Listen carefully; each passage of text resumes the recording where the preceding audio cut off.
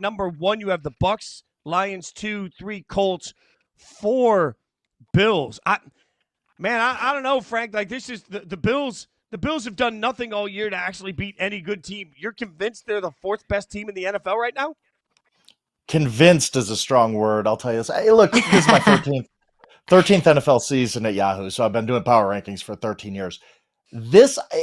Probably there was a week here or there in 2018 or something, but this seems like the first week I've done this where I don't believe at all that my number 1 team is the best team of football. I do not. I picked the Buccaneers to go to a Super Bowl. I was the one out on that limb. The Buccaneers are 5-1. I should be doing victory laps. The Buccaneers are not the best team of football. They are not, but everybody else is losing. Nobody else. The parity has run amok this year. I have to put somebody in the top spot. Really couldn't be the Lions. They have 2 double-digit losses already, lost on Sunday night. Obviously not the Bills, although I do believe in the Bills long term. I think they'll get things figured out. The Colts, really? Do we think the Colts are the best team of football? Daniel Jones, quarterback and the best team of football? The Buccaneers are almost there by default. The Bills, yes. The Bills are just hey, I believe in this team long term, but they gave up 335 yards in the first half last night. You're right. Like, I don't trust anybody at this point in the NFL season. Why not the Colts? I get it. It feels icky. Right. But, like, is it just because it's Daniel Jones? Is it just because it's the Colts? Like, if we take away all logos, all colors, all names, all everything, would the Colts be the best team in football? I think if you're just going off of, hey, we just landed in the NFL season week 1. We had no prior knowledge of anything that has happened. We're just going to watch the next 6 games and make a decision. Yes, I think you would have to put the Colts at number 1. They've played the best, but other things go along with this, like the Buccaneers. Like, they have a track record. They've won division titles. They've been a good football team. The Lions went 15-2 last year. Okay, like, yes, the Lions have lost 2 tough road games. One on Sunday without half of their secondary. I think they're better than the Colts. But if you just go off of results, the Colts have played better than everybody. They have quality wins. They are doing what they need to do. Now, they struggled against the Cardinals on Sunday. Now, that was not an easy win for them, which should have been an easy win against Jacoby Brissett. Maybe that was in my mind too. I can't put the Colts in the number 1 spot. I can't. I know I just said the Bucs are not the best team of football, and I believe that. I do not believe the Bucs are the best team of football. I definitely know the Colts are not the best team of football. Okay, like, if they win a Super Bowl, God bless Shane Steichen and Daniel Jones. I'll give them all the credit in the world, but I don't think anybody is rushing to the window right now to bet the Colts to win the Super Bowl, let's say. All right, let's Peyton look at Manning, 5 through 8. Andrew Luck, Daniel Jones. Yeah, Oh my right. God. Johnny Unitas, Daniel Jones. Like, Daniel Jones. Daniel All Jones. right, let's pull up 5 through 8, because at 5, you have the Denver Broncos, who barely showed up against the Jets, but some reason they go to 5. The Eagles are sitting at 6. Then the Packers are at 7, and the Chiefs at 8. I spent all week saying the Chiefs. But Caroline, make this make sense to me, Caroline. I can't. Frank, the Chiefs at 8? 6 spots below the team that they just beat on Sunday Night Football? Walk me through the Kansas City Chiefs at 8. The Chiefs are a 500 team. They are. Like, we have to acknowledge that results have to matter at some point. People were on me last week, all over me, and I'm sure they will be this week, having the Chiefs at 10. I was like, this isn't even controversial. Like, yeah, they were 2-3 at the time, but the Chiefs are, if we are just going off of what do I think this team's really going to be, the Chiefs might be as high as number 2, maybe number 1. Like, I think the Chiefs are going to be really good from here on out. Rashee Rice coming back. But we have to acknowledge they're a 500 team right now. They need to move up. They need to prove a little something. And yes, the Broncos barely showed up on Sunday, but the defense showed up, didn't they? They allowed -10 net passing yards, and we could just sit here and complain about the Jets all we want. But the Broncos defense had a role in that too. Broncos defense playing out of their minds. They won at Philly, which is maybe if we're doing the NCAA tournament selection committee thing and going off quality wins, that might be the biggest quality win in the NFL this season, beating the Eagles in Philadelphia. Okay, the first time they had lost really in a game Jalen Hurts started and finished in a calendar year. That matters a lot to me. they did beat the Jets. London games are weird. Their defense showed up. But yes, I'm sitting there looking at the Broncos saying, all right, guys, when's the offense going to get here? Like, it's week 6 now. It's mid-October. Is the offense going to show up this season or not? So I believe in the Broncos. I think they're a good team. I think they actually deserve to be the number 5 right now. But yes, Bo Nix, come on, man. The season has started already, buddy. You might want to get going a little bit here if the Broncos are really going to be an AFC West contender. If you had on a neutral field today, if you had Chiefs versus Broncos today with Rashee Rice back. You know me too well. You know me too well. You know that's my tiebreaker. Neutral field, I'd pick the Chiefs. I'd pick the Chiefs right now. And that goes against what I do with power rankings is that's usually my tiebreaker, which team would win on a neutral field. But I couldn't put a 3-3 team in the top 5 right now. But maybe I should have because nobody's good. Nobody in the NFL. Who do you trust in the NFL? The answer is nobody right now. Okay, let's literally nobody. Batch. Yeah, no, you're right, 100%. We'll take a look at the next batch here, and this would be 9 through 12, where we get at 9 the Seahawks, the 4-2 Seahawks, just sitting all the way down there, and then at 10 the Patriots, who just they have flown up your board. Rams at 11, Chargers at 12. Today on our neutral field, do you think the Patriots are better than the Rams?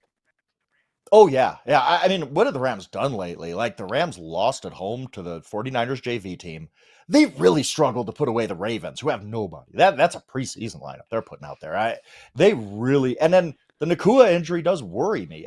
They have a tough road trip coming up to London to play the Jaguars, who I do think a lot of the Jaguars – Jaguars are pretty good. I just wonder – the Rams are in that lull of the season right now, already pretty early. I just haven't been impressed with them the last couple weeks. I really – and the Seahawks, I believe the Seahawks are going to win the NFC West. I believe, if I'm just being really, really, truly honest, who's the best team of football right now? You ask who could it be? Well, the Lions, yeah, they're good. But I think secretly the Seahawks might be the best team of football. Seriously. I'm being dead serious when I say that. They are the only team in the NFL that is ranked in the top 4 of DVOA in offense, defense, and special teams. They could almost be 6-0 right now, but they blew 2 games at home, and that matters. And that's why they're down here at number 9, because he did blow 2 games at home. But I think the Seahawks are really, really good. The results haven't been there, so they can't be higher than 9 right now. But if you're asking me just, who do you think is the best team? Who do you think is really flying under the radar? I think it's Sam Darnold and the Seahawks. I just have a ton of respect for this team. I just wish they would stop blowing home games. That would help my cause. Is Sam Darnold, Daniel Jones? Look at these. This is what the season is, Caroline. Like, what are we doing? We're living in a let's throw Baker in right here now. too. Let's throw Baker. Baker's my MVP right now. Baker is if I had to vote for MVP right now, and I don't even have a vote, I think Baker Mayfield's the MVP of the league right now. He's a 5-1, incredible highlights, great comeback wins. They're the number 1 seed in the NFC right now. That's usually the formula. I think that's how crazy this NFL season is. If I had to vote right now, I think Baker Mayfield's the MVP. I agree with you wholeheartedly. We'll take a look at the next batch. Let's bring the next batch up here. We have Atlanta at 13, rising 8 spots after last night.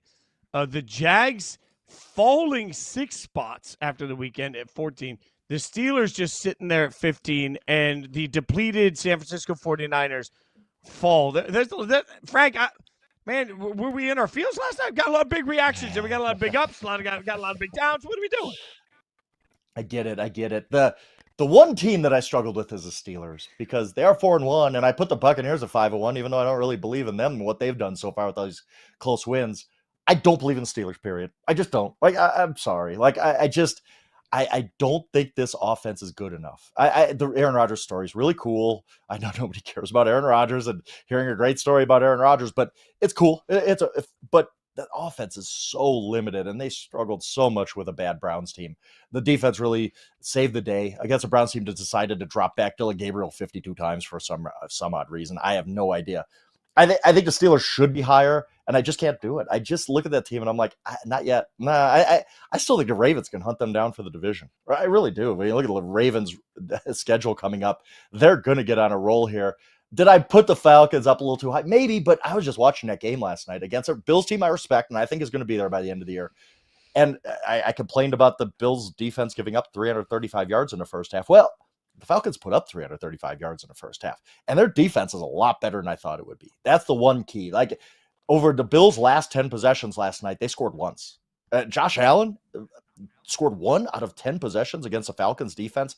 That really impressed me. That's why there's a big move up. I said, you know what? I've been a little low on the Falcons. That weird loss to the Panthers really was sticking with me, but beating the Bills like they did, that impressed me. And I think that's totally warranted a move up. I called the Steelers my plain bagel team because it's like they're not as good as everything or blueberry bagels.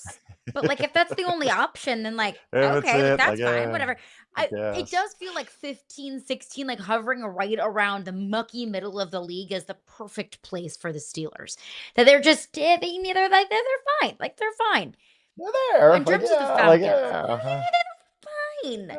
In terms of the Falcons, how much of this ranking and how much of this 8-spot ascension is based off of what we saw last night, which was great. Like you said, 330 yards in the first half alone, Bijan Robinson and Drake London going off. Whew. How much of that is what they did? And how much of that is a projection for what you think the Falcons can do the rest of the season? Yeah, good question, because it is a lot of what they did last night, because you're just sitting there saying they're just destroying a team that coming into that game was the Super Bowl favorite, betting wise. Like, at BetMGM, the Bills were the Super Bowl favorite, and the Falcons completely outplayed. It felt like they won that game by like 30 points. It really did. They completely outplayed the Bills, who I realized were in the game at the end, but they really were not. They were completely outplayed. And yes, going forward, you look at the Falcons and you're like, man, Michael Penix is going to play this way, and the defense is going to play this way. Look, we all criticize the Falcons' moves in the draft, right? How dare you trade a future first and blah, blah, blah. I think they realize we need pass rushers. We just need to fix this now, and we can be a competitive team. And you're seeing that show up. That it's the defense more than the offense. I can sit here and talk about Penix and Drake London and Bijan, and they're all awesome. It's the defense that's really impressing me. This defense, which completely shut down the Vikings in week 2, if we go back to that game, that ugly game the Vikings played, it's the defense has made the difference for the Falcons. And I just think this was a correction for me. It was, I see what I see you, Falcons. I see what you did against the Bills. And yes, going forward, I'm going to put a little respect on your name. You deserve it, because you play defense like this, and Michael Penix is going to play like this. I'm pretty impressed. Why do you hate the Jags? I know we got to move on, but just curious. I mean, the Jags lost to the team you just said is the best team in the NFL. Why do you hate the Jags? Yeah, the Jaguars are one of these teams where I when you watch them, you're like, it doesn't look all right. They make mental mistakes. Trevor Lawrence is getting better. He did actually play well. Probably played his best game of the season on Sunday. Crazy enough, in a game they lost, I thought he was really efficient. But there's just something holding me back about the Jags. Again, a team I picked to win the division. I'm not a Jags hater by any means, but dumb mistakes, and the passing game has been disjointed. They're still figuring out Travis Hunter. I don't know. I just feel like that Jags 4-1 start was a little bit of a house of cards. All right, let's pull up the next grouping that we have here. And we've got the Bears coming in at 17, the Commanders at 18, the Vikings at 19, the Texans at 20. Frank, I mean, how much did the Bears change because of last night? Not a ton. I mean, whatever. If Jaden Daniels doesn't drop that handoff, they're going to lose that game and blow it, honestly. They were good early and then just disappeared for a while. So Bears got a little lucky last night, but that's fine. Catching wins right now is good. It's a good thing to be lucky at winning games. You don't want to be the opposite. So the Bears winning that game was good. It was fine. It was a quality road win, but yet I'm not like, oh my goodness, the Bears have arrived. Not like I was with the Falcons, just destroying the Bills in the other Monday night game. It was a good, solid win. I still have questions about this team. I still have questions if Caleb Williams is really going to ball out, because there were times last night you're like, oh my goodness, Caleb Williams. And then there are times when you're like, even Ben Johnson was like, we got the ball back in midfield, a chance to win the game. Let's give the ball to DeAndre Swift every single play. I mean, does that happen in Buffalo? Does that happen in Baltimore when Lamar Jackson's healthy? No. They let the quarterback go win the game. So I still have a few reservations about the Bears. They're good. They're solid. Bears fans should be happy with the progress of that team, but I don't put them in the top half of the league quite yet. I still need to see a little more.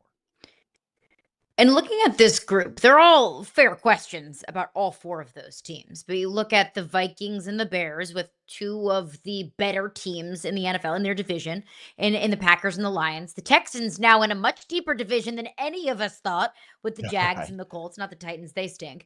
The Commanders, in the NFC East, that feels really exciting. Like the Giants are far more exciting than I ever thought they would be. So looking at this group of 4, are any of these teams playoff teams? I don't. The Texans are the one that's really interesting to me. I think any one of these four could be playoff teams. I like the Vikings. I think the Bears are improving and could get if they continue to get Ben Johnson's offense down, they could make a run here. The Texans are interesting to me because they do one thing really, really, really well. They are allowing 12.2 points per game. That defense is awesome.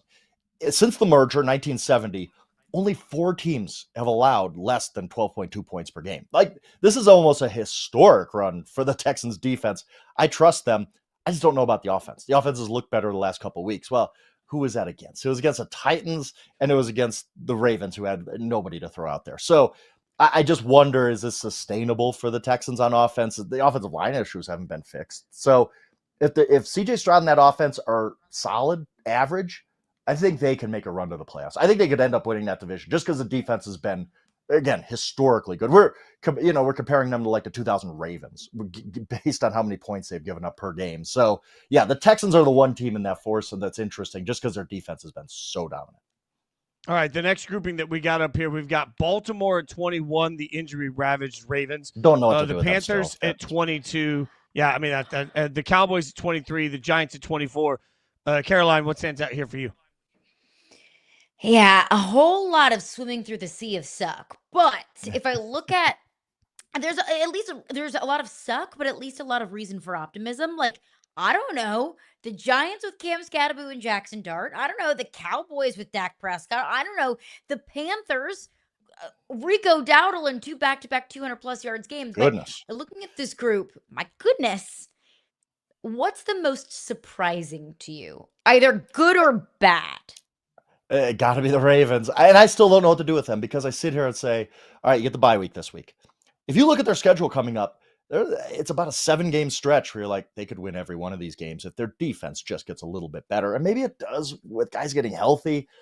You give that coaching staff a week to make adjustments. I do believe in that coaching staff still. Maybe not the Zach Orr, their defense coordinator. He's the one on the hot seat right now, I think.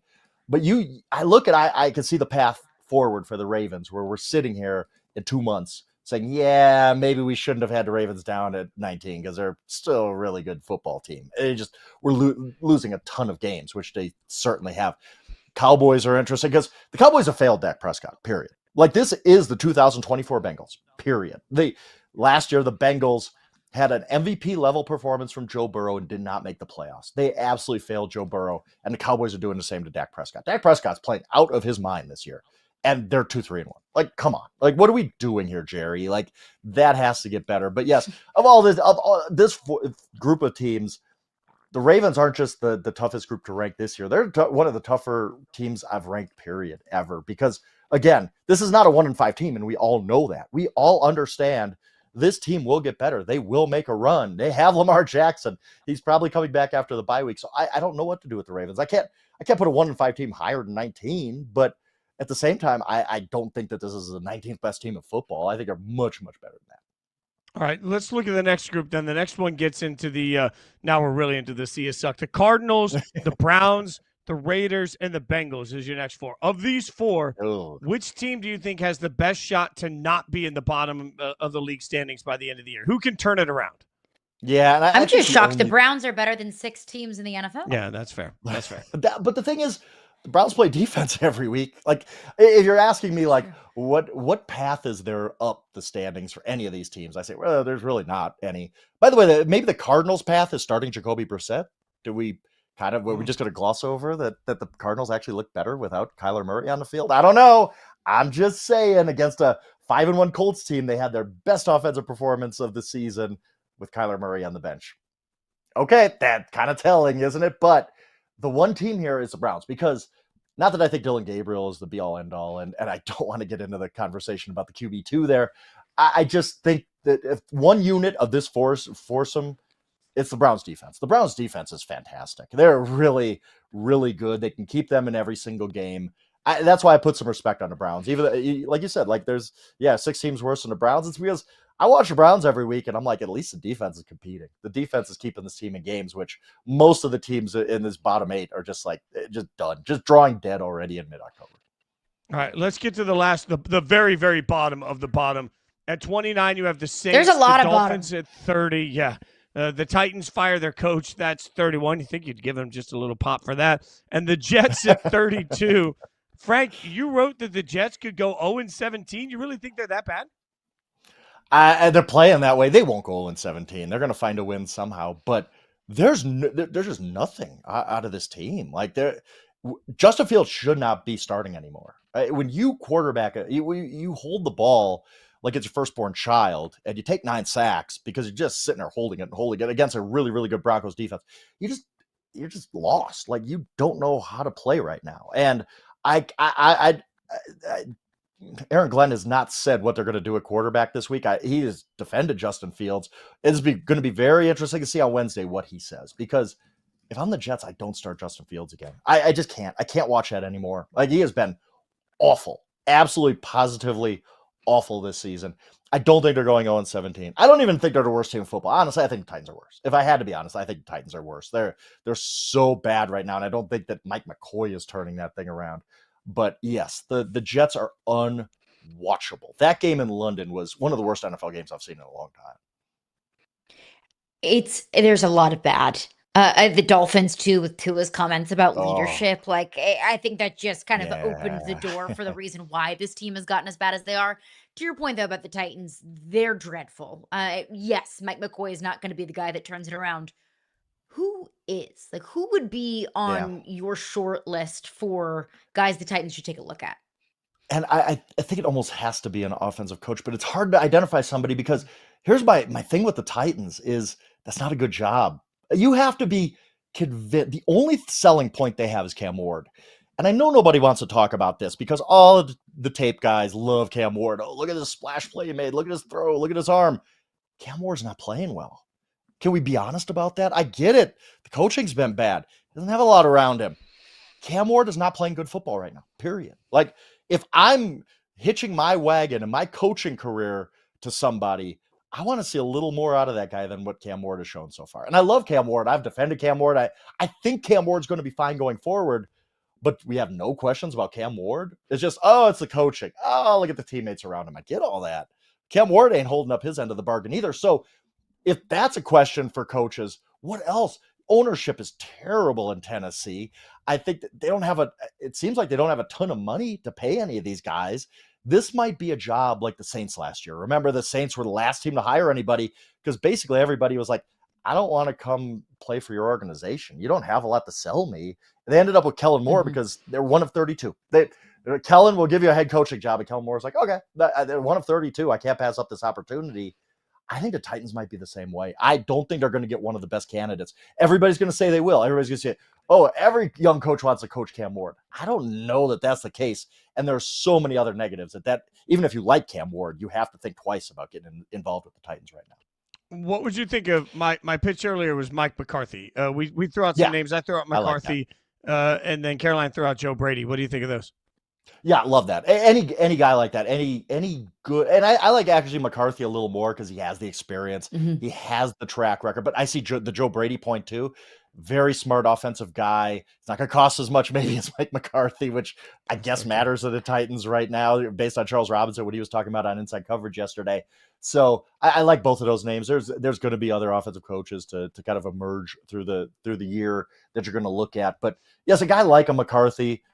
They need a culture. They need a total reset. Why did they fire Mike Vrabel? Why did you fire Mike Vrabel? He would have been the guy. Like, if you would, just a dumb organization and a bad organization, and one that I feel bad for Cam Ward. He's not playing well, as I just said, but boy, is he stuck. He is stuck in a sea of suck, as you guys like to say. They need to nail this hire. They need to absolutely positively hit this one out of the park. I'm just going to tell the world right now, you might as well just start learning the name Josh Grizzard. He's the offensive coordinator for the Bucs. Every year, the offensive coordinator for the Bucs gets your head coaching jobs. Baker, the head coach maker. Let's go. Yep. Baker, coach maker. There we go. Frank, great work as always. Your rankings sucked, and that gave us plenty to talk about. We appreciate your time, my friend, as always. It's hard to rank teams when nobody's good, Fitz. It's hard to rank teams when nobody's good, I'll tell you. Yeah, thanks for your time, fair. Frank. You suck. There we go. Perfect. That's the glowing endorsement Frank didn't know he needed. Check out the power rankings in their totality on Yahoo Sports. I think we have a graphic here that shows you the biggest movers, shakers. We'll see if we can get that up on that. But overall, I think he makes a great point. You just see it there. At number 1, Tampa Bay. At number 32, the New York Jets. I don't think that's a big surprise at 32. Top riser is the Falcons. Also not a huge surprise to me. Top faller, the 49ers. I think that has a lot to do with injury. When you look at the rankings right there, they didn't suck at all. That looks like it's pretty good work, Caroline. I mean, the only thing that's maybe a little bit shocking is Tampa Bay at number 1. But then you ask yourself, who deserves to be at number 1 over Tampa Bay? If you take out bias, if you take out, everything that we think these teams should be. We think the Chiefs should be Super Bowl contenders. We think the Bills should be Super Bowl contenders. If you take out all of those things, because those things don't matter, who deserves to be the number 1 team in all the land? It's not the Lions. They just lost. Some of these subconscious bias that we talk about, like, they exist for a reason. Like, you trust the Eagles. Like, right now, if you had to bet your house Tampa Bay versus Philly on a neutral field, I mean, Tampa Bay's won a lot of close games this year, but it's still Philly, and you've seen Philly win a Super Bowl. Like, they're still the Chiefs. I mean, that's the hard part about this is, like, if you want to make it as simple as if these two teams played, who you got? I don't think there's always an easy answer. Mm-hmm. There isn't. And I'm fine with Tampa Bay at the number 1 spot. I mean, I picked Baker to be my MVP as well. Do I think that Tampa Bay will be the number 1 team in all the land once the season is done? No, I don't, but that's not fair. I can't make rankings based off of projections. But yeah, the Jets definitely deserve to be at number 32. The Jets are truly terrible. And I do wonder, we talk about coaching changes in Tennessee. I think it's too early to talk about a coaching change in New York, but I'm sure they're talking about that. I'm sure they're talking about Aaron Glenn's job security at this point.